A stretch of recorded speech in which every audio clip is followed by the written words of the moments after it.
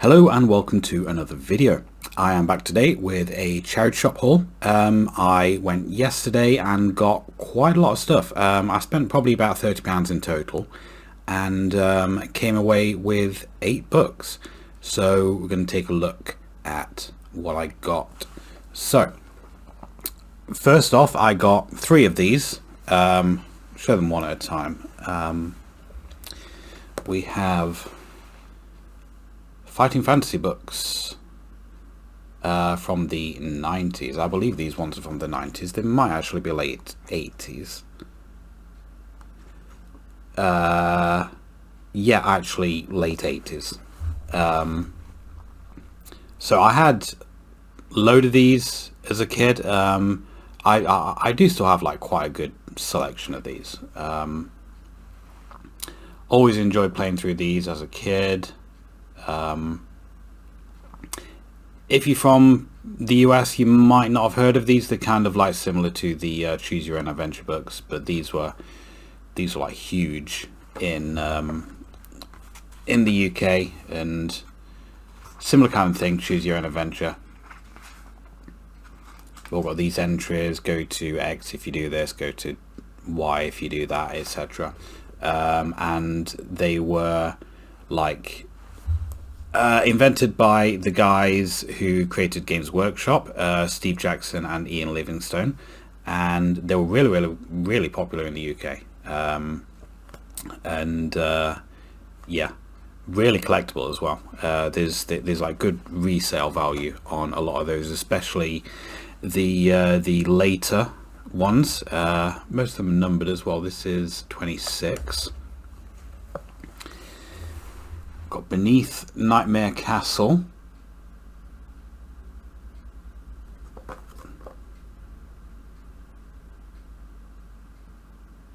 Now when it says Steve Jackson and Ian Livingstone present, that means that it's someone else who wrote it, but they have their names on just because they're like the progenitor of the series. I don't know if it says like who wrote these specific ones. Peter Darvell Evans wrote this one. This is number 25. And we have Trial of Champions number 21.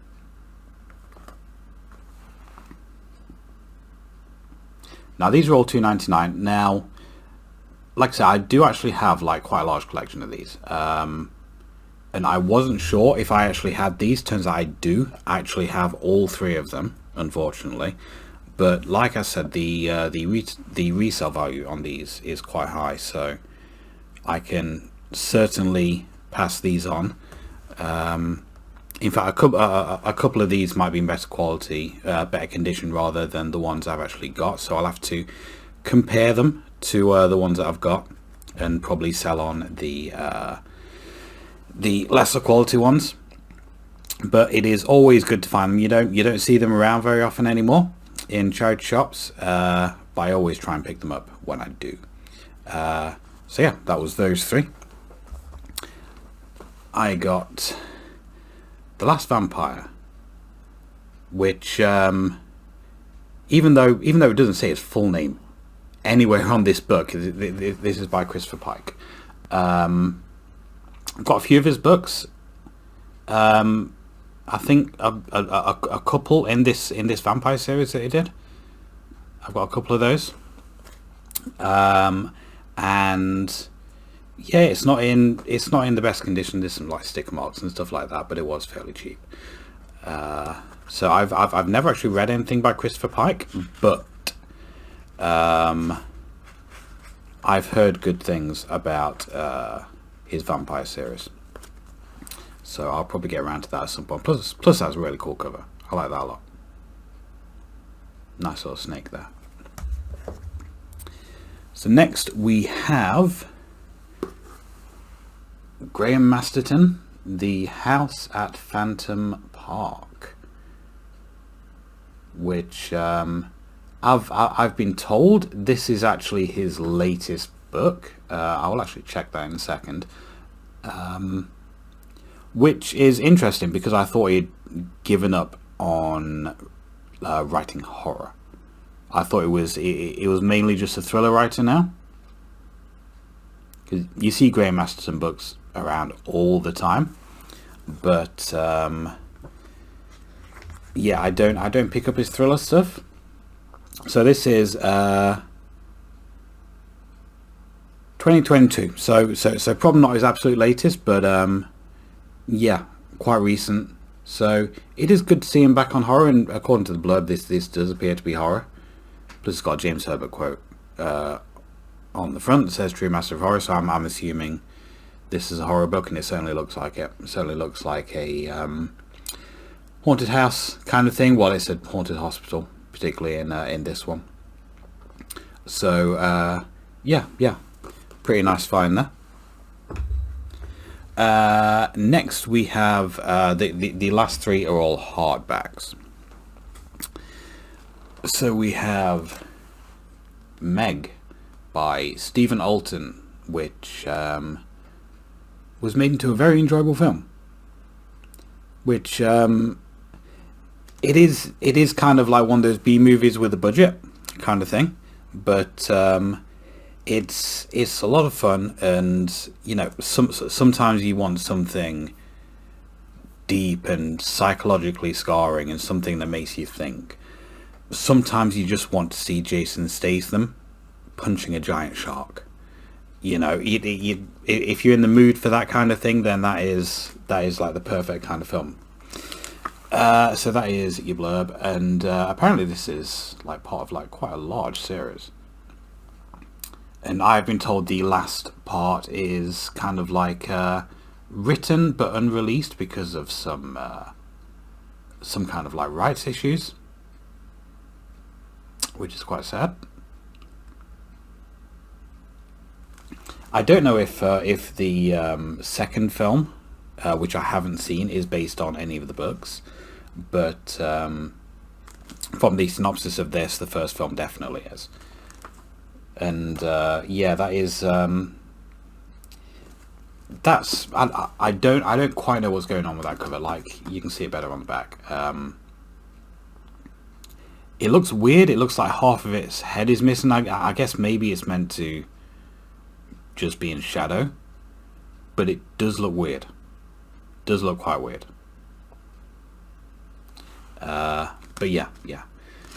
I love a good like monster thing. Well, animal, nature gone crazy kind of thing. That kind of thing. You know what I mean. So next we have Jonathan Aycliffe, Naomi's Room. Now this is one I actually have in paperback, but I always like to upgrade when I see hardbacks. A lot of the books I collect are only available in paperback, but not all of them. And this one, Naomi's Room, I've been told, is kind of like really creepy. Like really creepy. So I might actually read this one next. We'll see. But it's certainly got like a creepy cover, and the paperback has got a similar cover as well. It's got that little girl on it. Dimensions are a bit different, but yeah, same kind of cover. And I didn't know this one had been released in hardback, so that was quite a nice find. And finally, the last one is Grady Hendrix, How to Sell a Haunted House. This one, again, I believe is not too old.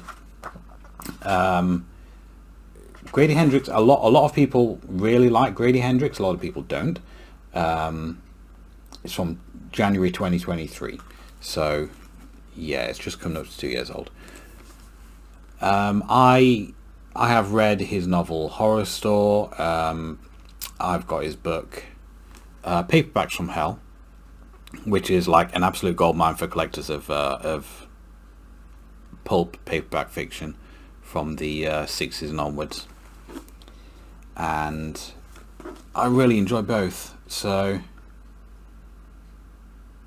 I'm one of the people that does actually enjoy Grady Hendrix.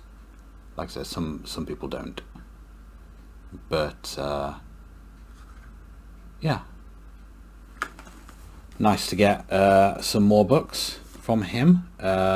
Bit more expensive this one. This was a £5. Don't usually pay that much in charity shops, but you know, it's new and it seems to have pictures in it as well. Oh no, it's just black end papers, end papers, like chapter pages rather, which make it look like there's pictures inside. Yeah, it's just chapter pages. So yeah, nice find that. A bit more than I'd usually pay, but interesting nonetheless. So that was everything that I picked up in the charity shops yesterday. Quite a good one this week. It's not usually that good, but hopefully that continues. We will see. So if you enjoyed this video, please click like, comment and subscribe, and I will see you next time.